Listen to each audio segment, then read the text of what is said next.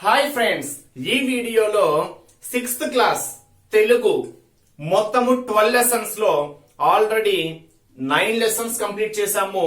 ఈ వీడియోలో 10th lesson వచ్చేసరికి త్రిజట స్వప్నము న్యూ టెక్స్ట్ బుక్ ను బేస్ చేసుకొని 6th class 10th lesson Trijata స్వప్నము. మరి ఈ పాఠ్య భాగం యొక్క ప్రక్రియ ఏంటి, ఇతివృత్తం ఏంటి, అదే విధంగా కవయిత్రి ఎవరు, ఆ కవయిత్రి యొక్క పరిచయం ఏంటి, ఈ పాఠ్య భాగంలో ఉండేటువంటి అంశాలు, అదే విధంగా వ్యాకరణం గురించి మనం ఈ వీడియోలో డిస్కస్ చేద్దాము. మోస్ట్ ఇంపార్టెంట్ టాపిక్ ఫ్రెండ్స్, ఎవరు స్కిప్ చేయకుండా చివరి వరకు చూడండి. ఇంకా ఎవరైనా సబ్స్క్రైబ్ చేసుకుని వాళ్ళు ఉంటే సబ్స్క్రైబ్ చేసుకోండి, పక్కనే ఉన్న బెల్ ఐకాన్ కూడా క్లిక్ చేసుకోగలరు. అదే విధంగా వీడియోకి ఒక చిన్న స్మైల్ లాంటి లైక్ ఇస్తారని ఆశిస్తున్నాను. మరి లేట్ చేయకుండా టాపిక్ లోకి వెళ్తే, మరి ఈ త్రిజట స్వప్నము పాఠ్య భాగం యొక్క ఉద్దేశం ఏంటి? ఈ పాఠ్య భాగం యొక్క ఉద్దేశం తెలిస్తే ఆటోమేటిక్ గా మీకు ప్రక్రియ ఏంటో తెలుస్తుంది, ఇతివృత్తం కూడా తెలుస్తుంది. మరి ఉద్దేశం ఏంటి అంటే, అశోకవనములో కష్టాల్లో ఉన్న కష్టాల్లో ఉన్నటువంటి సీతకు త్రిజట చెప్పేటువంటి ఓదార్పు మాటలే ఈ పాఠ్య భాగం యొక్క ముఖ్య ఉద్దేశము. మరి ఇక్కడ సీత ఎక్కడి నుంచి వచ్చింది, ఈ త్రిజట ఏంటి, ఈ కాన్సెప్ట్ ఏంటి అనేది మనం ఒక్కసారి అబ్జర్వ్ చేస్తే, త్రిజట అంటే అర్థం ఏంటి అంటే రాక్షస స్త్రీ అని. త్రిజట అంటే రాక్షస స్త్రీ.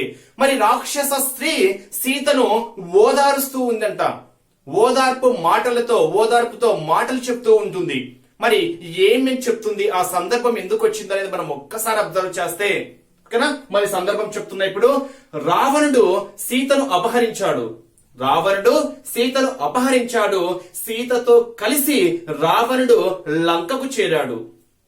మరి లంకకు చేరి అక్కడ సీతను ఎక్కడ ఉంచాడు అంటే అశోకవనంలో ఏ వనంలో? అశోకవనంలో శింశుపా వృక్షం కింద ఉంచాడు. లంకలో సీతను ఎక్కడ ఉంచాడు అంటే అశోకవనములో శింశుపా వృక్షం కింద ఉంచాడు. మరి అక్కడ ఉన్నటువంటి రాక్షస స్త్రీలతో రావణుడు ఏం చెప్పాడు అంటే, సీతను నా ఆధీనంలోకి వచ్చేటట్లుగా మార్చండి అని అక్కడ ఉన్నటువంటి రాక్షస స్త్రీలకు రావణుడు ఆదేశం ఇస్తాడు. ఆ రాక్షస స్త్రీలు ఎన్నో విధాలుగా ట్రై చేస్తారు, చివరికి చంపుతామని కూడా చెప్తారు. అప్పటి వరకు నిద్రిస్తున్నటువంటి త్రిజట కూడా రాక్షస స్త్రీనే. అప్పటి వరకు త్రిజట నిద్రిస్తూ ఉంటుంది. అప్పటి వరకు నిద్రిస్తున్నటువంటి త్రిజట అప్పుడు మేల్కొని తనకు వచ్చినటువంటి కలలు,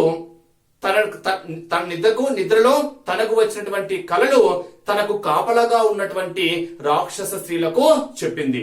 తరువాత అశోకవనములో అప్పుడు చెప్తుంది త్రిజట, నిద్రలోంచి మేలుకొంది కదా, అప్పుడు ఏం చెప్తుంది అంటే, అశోకవనంలో కష్టాల్లో ఉన్న సీతకు త్రిజట చెప్పే ఓదార్పు మాటలే ఈ పాఠ్య భాగం యొక్క ముఖ్య ఉద్దేశము. మరి ఇంతవరకు ఎందుకు చెప్పాను, ఈ స్టోరీ ఎందుకు చెప్పాల్సింది వచ్చిందంటే, సీతను అపహరించింది ఎవరు? రావణుడు సీతను అపహరించి ఎక్కడ ఉంచాడు? లంకలో ఉంచాడు. లంకలో ఏ చెట్టు కింద ఉంచాడు? అశోకవనంలో శింశుదా వృక్షం కింద ఉంచాడు. ఎక్కడ? శింశుదా వృక్షం కింద ఉంచాడు. మరి ఇప్పుడు చూడండి, మరి సీతకు త్రిజట చెప్పేటువంటి ఓదార్పు మాటలు అంటే, మరి ఇప్పుడు ఎవరైనా మనం ఓదారుస్తున్నాము అంటే సహానుభూతి, అంటే మనం సహాయం చేస్తున్నాము అనేటువంటి ఒక అనుభూతి కలుగుతుంది. ఇప్పుడు మీరు సరిగా ప్రిపేర్ కావటం లేదు అనుకోండి ఫ్రెండ్స్, త్వరలో నోటిఫికేషన్ వస్తుంది, బాగా చదవండి అమ్మా, మంచి స్కోర్ తెచ్చుకోండి. టెట్ లో 135+ తెచ్చుకోండి. మీకు ఇదే వెయిటేజ్ మీకు డిఎస్సి లో యూజ్ అవుతుంది అని మీకు మంచి మంచి మాటలు చెప్పామనుకోండి, ఓదారుస్తూ చెప్పామనుకోండి, అంటే సహానుభూతి, నేను సహాయం చేస్తున్నాను అనేటువంటి అనుభూతి నాకు కలుగుతుంది. అంటే ఇక్కడ ఇతివృత్తం ఏమవుతుంది అంటే సహానుభూతి. ఆ ఓదార్పు మాటలు ఎలా ఉన్నాయి అంటే పద్యం రూపంలో ఉన్నాయి. అందుకే ఇక్కడ త్రిజట స్వప్నం యొక్క ప్రక్రియ మనకి ఏమవుతుంది అంటే పద్యం అవుతుంది. మరి త్రిజట స్వప్నం పాఠ్య భాగం యొక్క కవయిత్రి ఎవరు? కవయిత్రి ఎవరు అంటే కవయిత్రి మొల్ల. తన అసలు పేరేంటి అంటే ఆత్కూరి మొల్ల అంటాం. ఆత్కూరి మొల్ల. తనని మనము కవయిత్రి మొల్ల అని కూడా చెప్తూ ఉంటాము. ఇది 1 లైన్ ఆన్సర్. అంటే త్రిజట స్వప్నము పాఠ్య భాగం యొక్క ప్రక్రియ పద్యము. త్రిజట స్వప్నము పాఠ్య భాగం యొక్క ఇతివృత్తము సహానుభూతి. త్రిజట స్వప్నము పాఠ్య భాగం యొక్క కవయిత్రి ఆత్కూరి మొల్ల. త్రిజట స్వప్నము పాఠ్య భాగం యొక్క ముఖ్య ఉద్దేశం ఏంటి? అశోక వనములో కష్టాల్లో ఉన్నటువంటి సీతకు త్రిజట చెప్పేటువంటి ఓదార్పు మాటలే ఈ పాఠ్య భాగం యొక్క ముఖ్య ఉద్దేశము. మరి కవయిత్రి మొల్ల గురించి మనం మెయిన్ పాయింట్స్ అబ్జర్వ్ చేస్తే, ఒక్కసారి పరిచయం అబ్జర్వ్ చేస్తే, ఆత్కూరి మొల్ల ఏ శతాబ్దానికి చెందినటువంటి కవయిత్రి అంటే 16వ శతాబ్దానికి చెందినటువంటి కవయిత్రి. ఏ శతాబ్దము? కవయిత్రి మొల్ల అంటేనే మనకి ఏం గుర్తు రావాలి? 16వ శతాబ్దానికి చెందిన వారు అని గుర్తు రావాలి. మరి ఎక్కడ జన్మించారు? ఆత్కూరి మొల్ల ఎక్కడ జన్మించారు అంటే కడప జిల్లాలోని గోపవరంలో జన్మించారు. కడప జిల్లాలోని గోపవరంలో జన్మించారు. ఆ కవయిత్రి ఎవరి భక్తురాలు అంటే రామభక్త. రామభక్త కవయిత్రి అంటూ ఉంటాం. అంటే కవయిత్రి మొల్ల ఎవరి భక్తురాలు అంటే రాముని యొక్క భక్తురాలు. నెక్స్ట్ మొల్ల రామాయణం రాశారు. మొల్ల రామాయణం రాశారు కాదు ఫ్రెండ్స్, ఇది కదా. ఆత్కూరి మొల్ల రామాయణం రాశారు. ఆ రామాయణంలో ఎన్ని గద్య పద్యాలు ఉన్నాయి అంటే 871 గద్య పద్యాలు ఉన్నాయి. అంటే ఇక్కడ అడగడానికి ఛాన్స్ ఉండేటువంటి బిట్స్ ఏ విధంగా ఉంటాయి అంటే త్రిజట స్వప్నము అని పాఠ్య భాగం యొక్క కవయిత్రి ఎవరు? ఆత్కూరి మొల్ల. కవయిత్రి అయినటువంటి ఆత్కూరి మొల్ల ఏ శతాబ్దం, ఏ కాలానికి చెందినవారు? 16వ శతాబ్దానికి చెందినవారు. మరి ఆత్కూరి మొల్ల ఎక్కడ జన్మించారు? ఏ జిల్లాలో జన్మించారు? కడప జిల్లాలో జన్మించారు. ఈ క్రింది వారిలో ఆత్కూరి మొల్ల రచించినది ఏం రాశారు అంటే మొల్ల రామాయణం రాశారు. మరి ఆత్కూరి మొల్ల ఎవరి భక్తురాలు అంటే రామ భక్తురాలు. ఆత్కూరి మొల్ల రచించినటువంటి మొల్ల రామాయణంలో ఎన్ని పద్య గద్యాలున్నాయి? ఎన్ని పద్య గద్యాలున్నాయి అంటే ఎన్ని గద్య పద్యాలున్నాయి అంటే 871. నెక్స్ట్ ఇప్పుడు చెప్పాను కదా, ఇందాక స్టోరీ ఒకటి చెప్పాను కదా, దాన్ని బేస్ చేసుకొని బిట్స్ ఏ విధంగా ఉండవచ్చో చూద్దాం. రావణుడు అపహరించినది ఎవరిని అంటే సీతను అపహరించాడు. మరి రావణుని యొక్క రాజ్యం ఏంటి అంటే లంక. మరి రావణుడు సీతను ఎక్కడ ఉంచాడు అంటే అశోకవనంలో శింషుపా వృక్షం కింద ఉంచాడు. మరి ఈ పాఠ్య భాగము ఎక్కడి నుంచి తీసుకొనబడింది? త్రిజట స్వప్నము అను పాఠ్య భాగము ఎక్కడి నుండి తీసుకొనబడింది అంటే మొల్ల రాసినటువంటి మొల్ల రామాయణంలోని సుందరాకాండలోనిది. అంటే త్రిజట స్వప్నము అను పాఠ్య భాగము ఎక్కడి నుండి తీసుకొనబడింది, ఎక్కడి నుండి గ్రహించబడినది అంటే మొల్ల రామాయణంలోని సుందరాకాండలోనిది. ఈ పాఠ్య భాగంలో ఉండేటువంటి అర్థాలు మనం అబ్జర్వ్ చేస్తే, అర్థాలు ఒక్కసారి చూడండి. ఇంతి మోస్ట్ ఇంపార్టెంట్ ఫ్రెండ్స్. ఇంతి అంటే స్త్రీ అని. ఇంతి అంటే ఎవరు? స్త్రీ. కోటీరం అంటే కిరీటం. కోటీరం అంటే అర్థం ఏంటి? కిరీటం. ఉర్వి భూమి, మోస్ట్ ఇంపార్టెంట్. ఉర్వి అంటే అర్థం ఏంటి? భూమి. రాఘవుడు రాముడు. రాఘవుడు అంటే అర్థం ఏంటి? రాముడు. అంటే క్వశ్చన్ ఏ విధంగా అడగచ్చు అంటే ఈ క్రింది వానిలో రాఘవుడు అని ఎవరిని పిలుస్తారు? ఎవరిని పిలుస్తారు అంటే రాముణ్ణి పిలుస్తారు. నెక్స్ట్ లెస్స. ఆహా, బహు లెస్సగా పలికితివి. లెస్స అంటే అర్థం ఏంటి? బాగుగా అని. నెక్స్ట్ మరి లెసన్ లో వచ్చినటువంటి పర్యాయ పదాలు మనం అబ్జర్వ్ చేస్తే ఇంతి. ఇంతి అంటే ఇక్కడే చెప్పాను కదా స్త్రీ అని. స్త్రీ, నారి, మహిళ, కోమలి.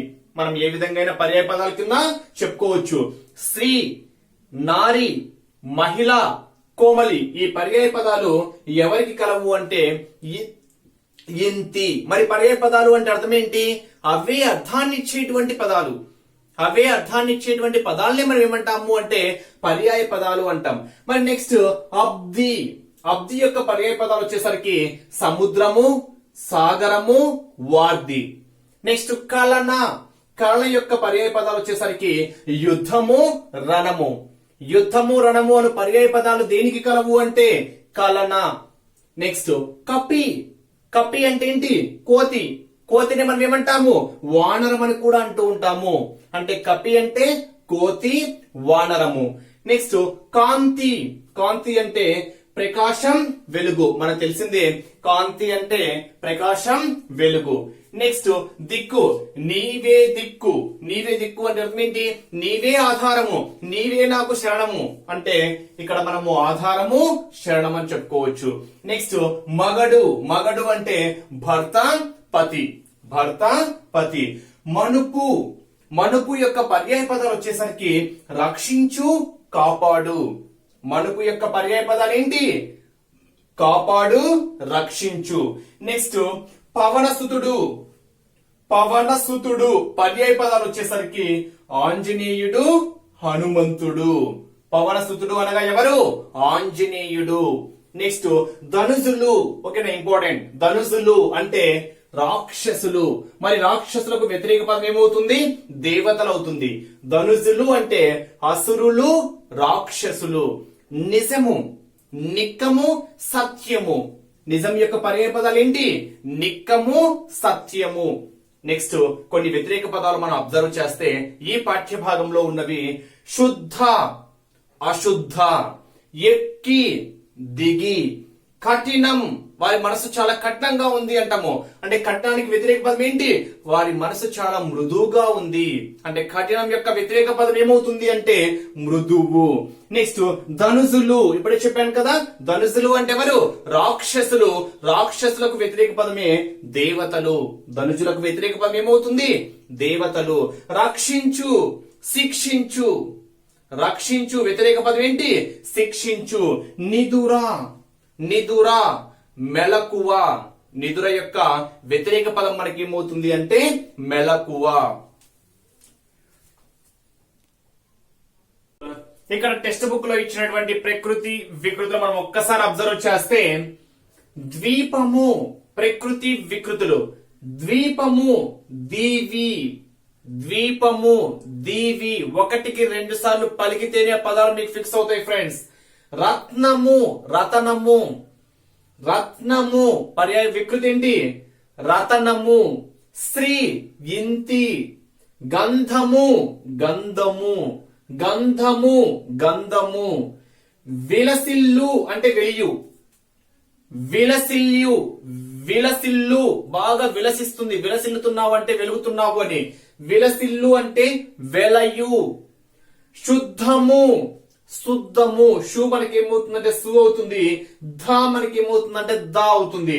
శుద్ధము, శుద్ధము. దేవి, దేవేరి, దేవేరి. చూడండి, వేరి, వెరి ఎలాగైనా చెప్పుకోవచ్చు. నెక్స్ట్ శుభము, సొంపు. శుభము, సొంపు. కోమళ, కోమలి. అంబ, అమ్మ. మతి, మది. మతి, మది.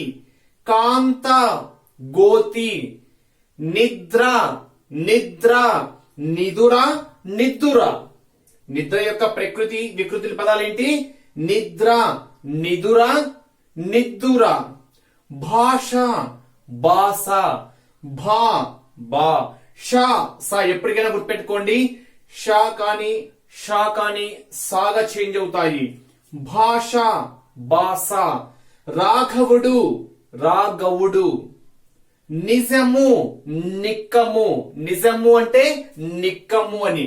అదే విధంగా టెక్స్ట్ బుక్ లో ఒక పద్యం ఇచ్చాడు ఫ్రెండ్స్. ఆ పద్యం కింద 4 క్వశ్చన్స్ ఇచ్చాడు. ఇది టెక్స్ట్ బుక్ ను బేస్ చేసుకుని చెప్తున్నా. టెక్స్ట్ బుక్ లో క్వశ్చన్స్ ఇచ్చాడు, దాని కింద 4 క్వశ్చన్స్ కూడా ఇచ్చాడు. సేమ్ ఇలాగే ఇచ్చాడు. మరి ఆ పద్యం ఏంటో ఒక్కసారి మనం చూస్తే, తనవారు లేని చోటను జనవించుక లేని చోట జగముడోచన్. జగడము చోటన్. అనుమానమైన చోటను మనుజుడచట నిలువతగదు మహిళో సుమతి. మళ్ళొక్కసారి చూడండి, పద్యం ఏదైనా కానీ దాని యొక్క తాత్పర్యము, భావం ఏంటో చూడండి. తనవారు, తనవారు అంటే అర్థం ఏంటి? తనవారు అంటే మనవారు, మనకు తెలిసిన వారు అని. లేని చోట అంటే లేని చోట. తనవారు లేని చోటను అంటే మనకు అయిన వారు లేని చోట, అంటే మనకు తెలిసిన వారు లేని చోట. జగమించుక, జగము అంటే స్నేహము, జగమించుక అంటే స్నేహము, లేని చోట, జగమించుక లేని చోట అంటే స్నేహము లేని చోట. జగడము చోటన్, జగడము అంటే అర్థం ఏంటి? పోట్లాట. జగడము చోటన్ అంటే అర్థం ఏంటి? పోట్లాట ఉండే స్థలము, పోట్లాట జరిగేటువంటి ప్లేస్. అనుమానమైన చోటను, అనుమానము అంటే తెలుసు కదా, అపార్థము, అనుమానం ఉండేటువంటి చోట. మనుజుడు అచట, మనుజుడు అంటే మానవుడు, అచట అచట నిల్వదగడు అంటే ఉండకూడదు. మహిళ సుమతి అంటే ఇక్కడ అర్థం ఏంటి అంటే తనవారు లేని చోట, అంటే మనకైన వారు లేని చోట, మనకు తెలిసిన వారు లేని చోట.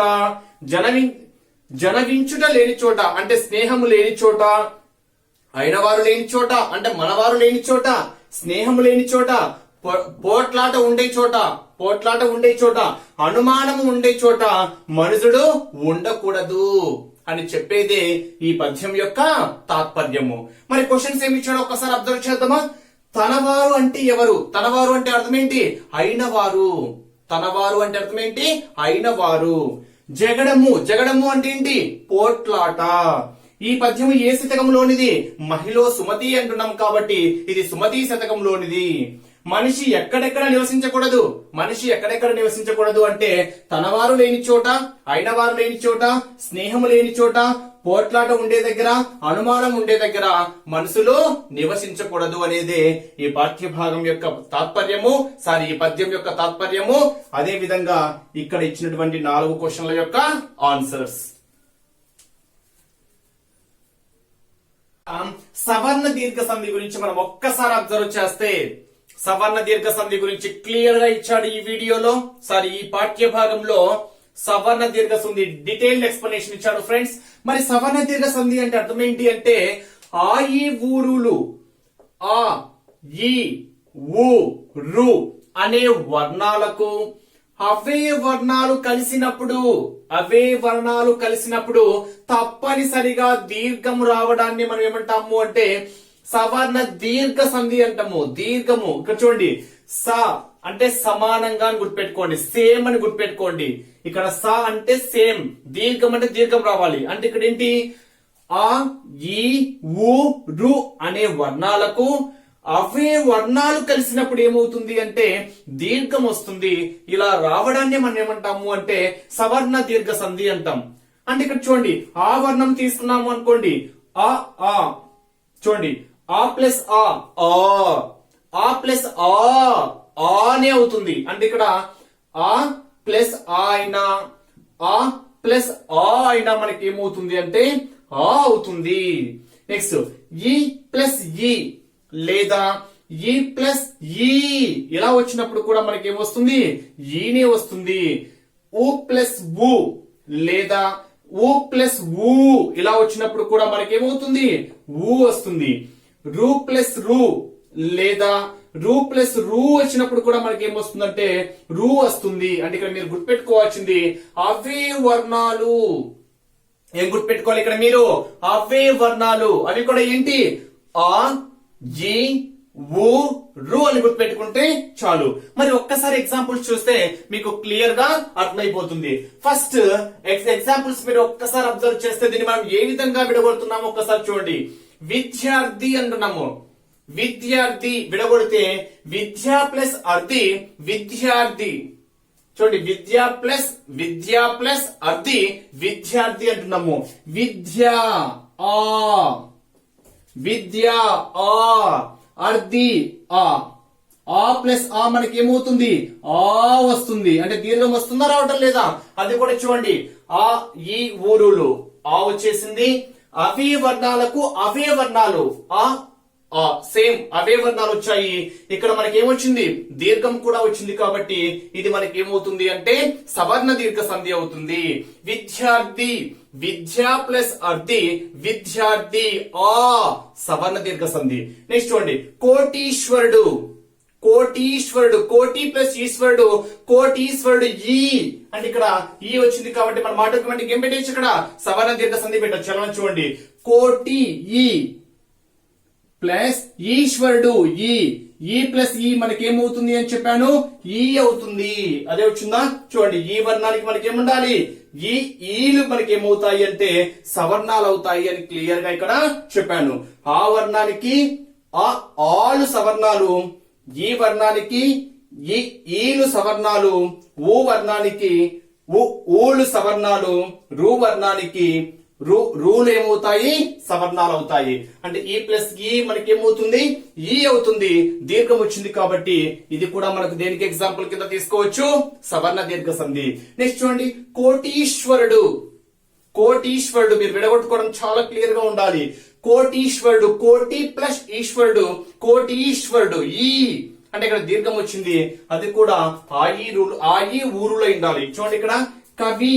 కవి అంటే ఏంటి ఈ ప్లస్ ఈశ్వరుడు, ఈ ప్లస్ ఈ మనకి ఏమవుతుంది ఈ అవుతుంది. కాబట్టి దీర్ఘం ఆదేశం అయింది కాబట్టి దీర్ఘం వచ్చింది కాబట్టి ఇది కూడా మనకి ఏ సంధి అవుతుంది, సవర్ణ దీర్ఘ సంధి అవుతుంది. నెక్స్ట్ వధూపేతుడు. వధూపేతుడు, వధూ ప్లస్ ఉపేతుడు, వధూపేతుడు. వధూ ఇక్కడ ఊ ఉంది, ఉపేతుడులో ఊ ఉంది, ఊ ప్లస్ ఊ మనకి ఏమవుతుంది అంటే ఊ అవుతుంది. అది కూడా ఒక సవర్ణ దీర్ఘ సంధిలో ఉంది కాబట్టి వధూపేతుడు కూడా మనకు దేనికి ఎగ్జాంపుల్, సవర్ణ దీర్ఘ సంధి. దేవాలయం. దేవా ప్లస్ ఆలయం, దేవాలయం. ఆ దీర్ఘం వచ్చేసింది చూడండి, దేవా ప్లస్ ఆలయం. దేవా వాలో ఆ ఉంది, ఆలయంలో ఆ ఉంది, దట్ ఈస్ ఈక్వల్ ఏంటి ఆ. ఇంకా మీకు క్లియర్ ఎక్స్ప్లెనేషన్ కావాలి అంటే ఆల్రెడీ మనం సందులు అనేటువంటి టాపిక్ కవర్ చేశాము. మన ప్లేలిస్ట్ లో ఒక్కసారి మీరు చెక్ చేసి సందులు అనే టాపిక్ లోకి వెళ్ళి అక్కడ సవర్ణ దీర్ఘ సంధి ఓపెన్ చేసి ఆ వీడియో మొత్తం వినండి, మీకు డీటెయిల్ ఎక్స్ప్లెనేషన్ అయితే అక్కడ ఉంటుంది. నెక్స్ట్ ఇక్కడ చూడండి రామాలయం. రామ ప్లస్ ఆలయం, రామ ఆ ప్లస్ ఆలయం, ఆ ప్లస్ ఆ ఏమవుతుంది ఆ.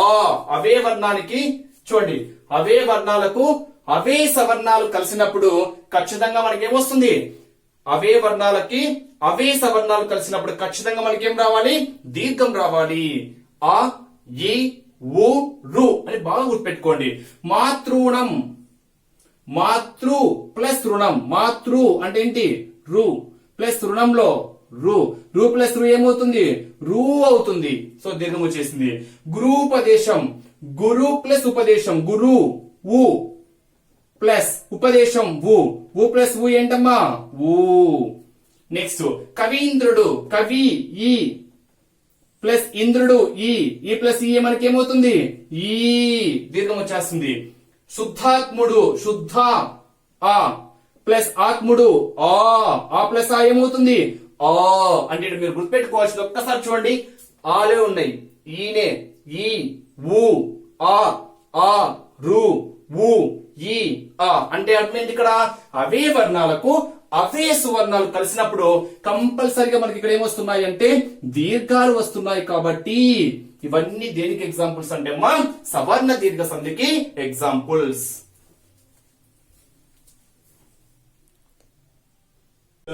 సంయుక్త వాక్యాల్లోకి ఏ విధంగా మార్చాలి అని పాఠ్య భాగం చివరిలో ఇచ్చాడు. సామాన్య వాక్యాలను సంయుక్త వాక్యంలోకి ఎలా చేంజ్ చేయాలి, ఇక్కడ సామాన్య వాక్యాలు ఇచ్చాడు. సామాన్య వాక్యాలకి ఖచ్చితంగా ఇంపార్టెంట్ ఫ్రెండ్స్ ఇది వాక్యాలు అనేది. సామాన్య వాక్యాలు, సంశ్లిష్ట వాక్యాలు, సంయుక్త వాక్యాలు, ప్రశ్నార్థకము, ఇలా ఆశ్చర్యార్థకము వాక్యాలే చాలా ఇంపార్టెంట్. మీకు మన యూట్యూబ్ ఛానల్లో ప్లేలిస్ట్ లో తెలుగు వ్యాకరణం పార్ట్ లో మీకు వాక్యాలు అని ఉంటుంది, అక్కడ డీటెయిల్ ఎక్స్ప్లెనేషన్ ఉంటుంది. బట్ ఇక్కడ పాఠ్య భాగంలో ఇచ్చాడు కాబట్టి నేను వదలలేక మళ్ళీ ఒక్కసారి ఎక్స్ప్లెయిన్ చేస్తున్నా. ఓకేనా? మరి సీతకు ఆనందం కలిగింది, రామునికి ఆనందం కలిగింది. ఈ సామాన్య వాక్యాలను సంయుక్త వాక్యంలోకి ఎలా మార్చాలో ఒక్కసారి చూడండి. ఆనందము కలిగింది, ఆనందము కలిగింది. ఇక్కడ సీతకు ఆనందం కలిగింది, రామునికి కూడా ఆనందం కలిగింది. కాబట్టి దీన్ని సంయుక్త వాక్యంలోకి ఏ విధంగా మార్చవచ్చు అంటే ఏంటి అనేది మీకు మళ్ళీ చెప్తే టైం వేస్ట్ ఫ్రెండ్స్. ఒక్కసారి మన యూట్యూబ్ ఛానల్లో తెలుగు వ్యాకరణం పార్ట్ లో ఒక్కసారి వాక్యాలు టాపిక్ చూడండి, మీకు డీటెయిల్ ఎక్స్ప్లెనేషన్ ఉంటుంది. ఇక్కడ చూడండి, సీతకు కామ ఆనందం కలిగింది. ఆనందం కలిగింది ఎవరెవరికి? సీతకు రామునికి. కాబట్టి సీతకు కామ ఇంకొకరెవరికి? రామునికి ఏం కలిగింది? ఆనందము కలిగింది. ఆనందము కలిగింది. అంటే ఈ సామాన్య వాక్యాలను సంయుక్త వాక్యంలోకి మారుస్తే ఆన్సర్ ఏమవుతుంది చూడండి. సీతకు ఆనందం కలిగింది, రామునికి ఆనందం కలిగింది. ఇక్కడ సంయుక్త వాక్యంలోకి మారుస్తే సీతకు రామునికి ఆనందము కలిగింది. నెక్స్ట్ ఇది ట్రై చేయండి, ఒక్కసారి ఆన్సర్ చెప్పండి. త్రిజట బాధపడింది, ద్విజట బాధపడింది. ఒక్కసారి మీరు ఆన్సర్ ఒక్కసారి ఊహించుకోండి. నేను ఆన్సర్ చెప్తా, అప్పుడు మీరు కరెక్ట్ కాదో చెక్ చేసుకోండి. పక్కా ఇంపార్టెంట్ బిట్. బాధపడింది, బాధపడింది. ఓకే, ఇక్కడ ఎవరెవరు చూడండి. త్రిజట బాధపడింది అంటే ఒక్కరే. ఇక్కడ చూడండి, ఆనందం కలిగింది అంటే ఒక్కరి పరంగా చెప్పలేము. మనం ఆనందం కలిగింది అంటే ఎంతమందికైనా కలిగింది. ఓకేనా, ఇక్కడ బాధపడింది అంటే ఒక్కరే. అదే మనం ఇక్కడ ఇద్దరు చూడండి, త్రిజట ద్విజట ఇద్దరు పరంగా చెప్తున్నాం కాబట్టి బాధపడ్డారుగా చేంజ్ అవుతుంది. ఓకేనా, నెక్స్ట్ చూడండి ఇక్కడ త్రిజట, ఎవరెవరు ఒక్కసారి చూడండి. త్రిజట, ఇంకొకరు ఎవరు కామా ద్విజట బాధపడ్డారు, బాధపడ్డారు. ఇక్కడ చూడండి, బాధపడింది అనకూడదు. త్రిజట ద్విజట బాధపడింది అనకూడదు. బాధపడింది అంటే ఒకరే, బాధపడ్డారు అంటున్నాం. ఎవరెవరు ఇద్దరు కాబట్టి మనం ఏమంటున్నాము అంటే అక్కడ బాధపడ్డారు అంటున్నాము. త్రిజట బాధపడింది, ద్విజట బాధపడింది అంటే త్రిజట ద్విజట బాధపడ్డారు. నెక్స్ట్ ఒక్కసారి చూడండి. మీరు కఠినంగా మాట్లాడకండి, మీరు కోపంగా మాట్లాడకండి. మాట్లాడకండి, మాట్లాడకండి, మీరు మీరు. ఓకేనా, మనకు చేంజ్ అయింది ఏంటి? ఇంకా కఠినంగా అంటున్నాము, ఇక్కడ కోపంగా అంటున్నాం కాబట్టి మనం ఏ విధంగా చేంజ్ చేయవచ్చు? మీరు మీరు కఠినంగాను కఠినంగాను కోపంగాను మాట్లాడకండి, మాట్లాడకండి. ఈ విధంగా మనం సంయుక్త వాక్యంలోకి మార్చవచ్చు. నెక్స్ట్, హనుమంతుడు గొప్పవాడు, హనుమంతుడు మంచి భక్తుడు. హనుమంతుడు హనుమంతుడు గొప్పవాడు మంచి భక్తుడు కాబట్టి దీన్ని సంయుక్త వాక్యంలోకి మారుస్తే హనుమంతుడు హనుమంతుడు గొప్పవాడు కామా ఏమవుతాడు ఇంకోటి మంచి భక్తుడు. ఏ విధంగా చెప్పవచ్చు ఫ్రెండ్స్? అది హనుమంతుడు గొప్పవాడు కామా మంచి భక్తుడు. నెక్స్ట్ ఒక్కసారి చూడండి. అపర్ణ సంగీతం నేర్చుకుంది, అపర్ణ నృత్యం నేర్చుకుంది. అపర్ణ అపర్ణ నేర్చుకుంది. బట్ ఇక్కడ సంగీతము అంటున్నాము, ఇక్కడ నృత్యము అంటున్నాం కాబట్టి సంయుక్త వాక్యంలోకి మారుస్తే అపర్ణ అపర్ణ సంగీతము కామా నృత్యము నేర్చుకుంది. ఏమేమి నేర్చుకుంది? సంగీతము నేర్చుకుంది, నృత్యం కూడా నేర్చుకుంది కాబట్టి అపర్ణ సంగీతము నృత్యము నేర్చుకుంది. ఈ విధంగా మనము సామాన్య వాక్యాలను సంయుక్త వాక్యాలుగా మార్చవచ్చు. ఇదే పాఠ్యాంశంలో ప్రశ్నార్థక వాక్యము అదే విధంగా ఆశ్చర్యార్థక వాక్యం అని కూడా ఇచ్చాడు. ఆల్రెడీ చెప్పిందే కాబట్టి ఫాస్ట్ గా చెప్పేస్తున్నా. ప్రశ్నార్థక వాక్యము అంటే మనకి ఇలా క్వశ్చన్ మార్క్ సింబల్ లో ఉంటుంది. అంటే వాక్యంలో ప్రశ్నను సూచించేటువంటి అర్థము ఉంటే, ఏదైతే వాక్యం ఇస్తాడో ఆ వాక్యంలో ప్రశ్నను సూచించేటువంటి అర్థము ఉంటే అలాంటి వాక్యాలను మనం ఏమంటాము అంటే ప్రశ్నార్థక వాక్యము అంటాము. సురేష్, ఏం చేస్తున్నావు? బాగా చదువుతున్నారా? ఎగ్జామ్ బాగా రాసావా? ఇలాంటి ప్రశ్నార్థకమైనటువంటి అర్థంతో ఉండేటువంటి వాక్యాలను మనం ఏమంటాము అంటే ప్రశ్నార్థక వాక్యము అంటాము. ఎగ్జాంపుల్ చూడండి. త్రిజట ఏం మాట్లాడుతుంది క్వశ్చన్ మార్క్ లో ఉంది కాబట్టి ఇది మనకి ఏమవుతుంది అంటే ప్రశ్నార్థక వాక్యం అవుతుంది. అంటే ఎగ్జామ్ పాయింట్ ఆఫ్ వ్యూలో ఈ క్రింది వాణిలో ప్రశ్నార్థక వాక్యంలో సూచించున్నది అని అడుగుతాడు. అని కింద 4 వాక్యాలు ఇస్తాడు. ఆ వాక్యంలో మనము ప్రశ్నార్థక వాక్యం ఏదో ఐడెంటిఫై చేయాల్సి వస్తుంది. అదే విధంగా ఆశ్చర్యార్థక వాక్యము, ఆశ్చర్యార్థకము అంటే ఇలా ఎక్స్క్లమేషన్ సింబల్ ఉంటుంది, ఆశ్చర్యార్థకాన్ని సూచిస్తుంది ఇది. అంటే ఇక్కడ వాక్యంలో ఏదైనా ఆశ్చర్యం కలిగించేటువంటి అర్థము ఉంటే అలాంటి వాక్యాన్ని మనం ఏమంటాము అంటే ఆశ్చర్యార్థక వాక్యము అంటాం. ఆహా ఎంత బాగుందో, ఆహా అబ్బో ఆ భవనము ఎంత సుందరంగా ఉందో, ఆహా ఆ అమ్మాయి యొక్క గానము ఎంత మధురంగా ఉందో. ఇలాంటి ఆశ్చర్యార్థకాన్ని కలిగించేటువంటి ఆశ్చర్యం వచ్చేటువంటి అర్థంతో ఉండేటువంటి వాక్యాలను మనం ఏమంటాము అంటే ఆశ్చర్యార్థక వాక్యము అంటాం. ఓకే ఫ్రెండ్స్, ఇవి టెక్స్ట్ బుక్ లో ఇచ్చినటువంటి వ్యాకరణం పార్ట్, అదే విధంగా డీటెయిల్డ్ ఎక్స్ప్లెనేషన్. మరి మీకు ఎవరికైనా మన ఆన్లైన్ ఎగ్జామ్స్ రాయాలి అని ఇంట్రెస్ట్ ఉంటే ఒక్కసారి గుర్తుపెట్టుకోండి ఫ్రెండ్స్, మేము పడేటువంటి కష్టానికి వీడియోస్ కి మేము ఎటువంటి ఫలితం అయితే ఆశించటం లేదు. ఎస్జిటికి సంబంధించినటువంటి కంప్లీట్ వీడియోస్ యూట్యూబ్ లో మీకు ఫ్రీగా ఇస్తున్నాము. యూట్యూబ్ అంటేనే మీకు తెలిసిందేంటి, ఫ్రీ వర్షన్, ఎవరైనా చూడవచ్చు. యూట్యూబ్ అంటేనే ఫ్రీ వర్షన్ కాబట్టి ఎవరైనా చూడవచ్చు. ఇప్పటికే మన యూట్యూబ్ ఛానల్లో 400+ వీడియోస్ ఉన్నాయి. మ్యాథ్స్ కంప్లీట్ గా అయిపోయింది, సైకాలజీ కంప్లీట్ గా అయిపోయింది, తెలుగు వ్యాకరణం ఆల్మోస్ట్ అయిపోయింది, తెలుగు కంటెంట్ ఇప్పుడు 6th 3rd almost 6th 10th అంటే ఇంకొక 2 లెసన్స్ చెప్తే 6th అయిపోతుంది. 3rd కూడా అంతే, 2 ఉంటే 3rd కూడా అయిపోతుంది. 7th క్లాస్ సైన్స్ అయిపోయింది.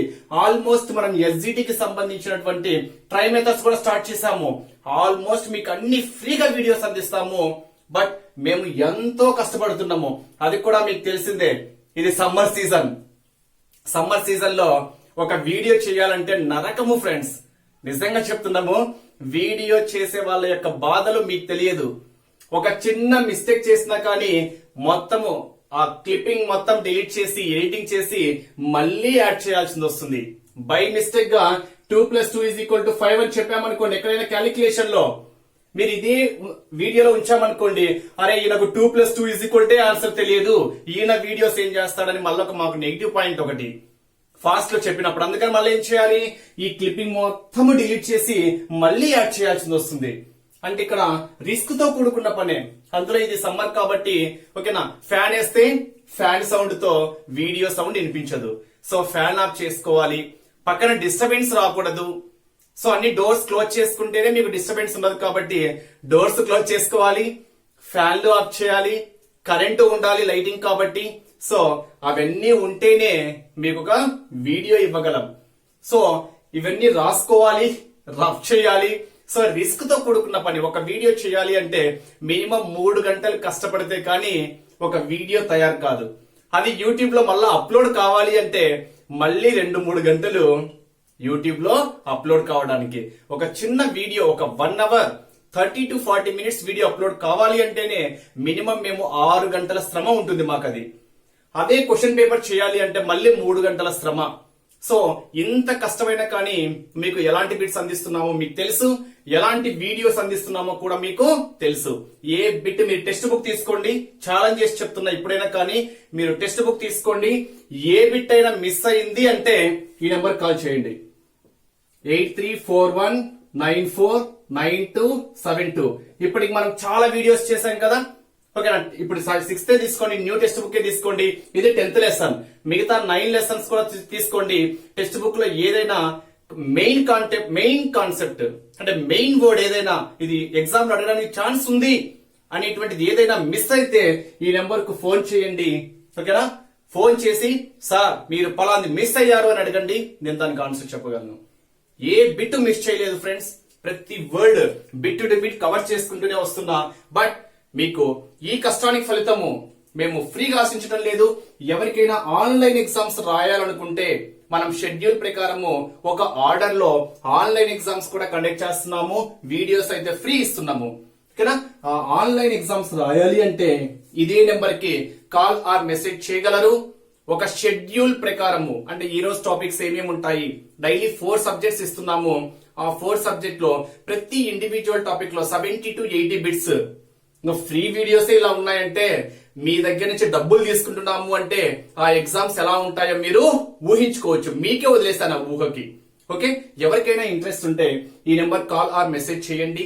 మన ఆన్లైన్ ఎగ్జామ్స్ లో జాయిన్ అయితే మాకు కూడా మీరు కొంచెం మేము మీకు 100% సపోర్ట్ చేసినట్టు ఉంటుంది. మాకు కూడా మా కష్టానికి తగిన ఫలితం ఆశిస్తున్నాము. మా కష్టానికి తగిన ఫలితం అంతే. మరి ఆన్లైన్ ఎగ్జామ్స్ ఎంత తీసుకుంటున్నాము అంటే అది కూడా కేవలము 800 రూపీస్ మాత్రమే, ఎక్కువ కూడా కాదు. ఓకే, ఎగ్జామ్ డేట్ వరకు వ్యాలిడిటీ ఇచ్చాము. కేవలం మనం తీసుకునేది 800 రూపీసే. మొత్తం బిట్స్ మీకు నియర్లీ 35,000 to 40,000 బిట్స్ ఉంటాయి. ఏ బిట్ మిస్ అవ్వదల్లా. ఓకేనా. ప్రతి చిన్న చిన్న బిట్స్ ను కూడా అప్లికేషన్ మెథడ్ లో ఏ విధంగా అయితే క్వశ్చన్స్ రాయడానికి పాసిబిలిటీ ఉందో అన్ని విధాలుగా క్వశ్చన్ పేపర్లు తయారు చేశాము. అంటే ఒక చిన్న దాన్ని డైరెక్ట్ గా ఇండైరెక్ట్ గా అంటే ఒక క్వశ్చన్ పేపర్ మంది అబ్జర్వ్ చేస్తే అప్లికేషన్ మెథడ్ లో ఉంటాయి, మ్యాచ్ ది ఫాలోయింగ్ మెథడ్ లో ఉంటాయి, ఈ కింది వారిలో సరైనవేంటి సరికానివేంటి, డైరెక్ట్ బిట్స్ ఎన్ని విధాలుగా క్వశ్చన్ పేపర్ లో అడగడానికి ఛాన్స్ ఉందో అన్ని విధాలుగా క్వశ్చన్ పేపర్స్ మనము తయారు చేయడం జరిగింది. ఓకే ఫ్రెండ్స్, ఎవరికైనా ఇంట్రెస్ట్ ఉంటే ఈ నెంబర్ కి కాల్ ఆర్ మెసేజ్ చేసి ఇప్పుడే మన ఆన్లైన్ ఎగ్జామ్ లో జాయిన్ కాగలరు. ఇంకోటి, మీ ఫ్రెండ్స్ కి ఎవరైనా ఉంటే, ఎవరైనా ఎస్జిటి ప్రిపేర్ అయ్యేటువంటి వాళ్ళు, డిఎస్సి ప్రిపేర్ అయ్యే వాళ్ళు మీ ఫ్రెండ్స్ ఉంటే మన వీడియోను కూడా షేర్ చేసి వాళ్ళని సబ్స్క్రైబ్ కూడా చేసుకోమని చెప్పండి. ఎందుకంటే ఉపయోగపడే వీడియోసే కాబట్టి. ఉపయోగం లేని వీడియోస్ అయితే మీరు పంపించాల్సిన అవసరం లేదు, వాళ్ళకు ఉపయోగపడే వీడియోసే కాబట్టి వీడియోను కూడా మీరు షేర్ చేస్తారని ఆశిస్తున్నా.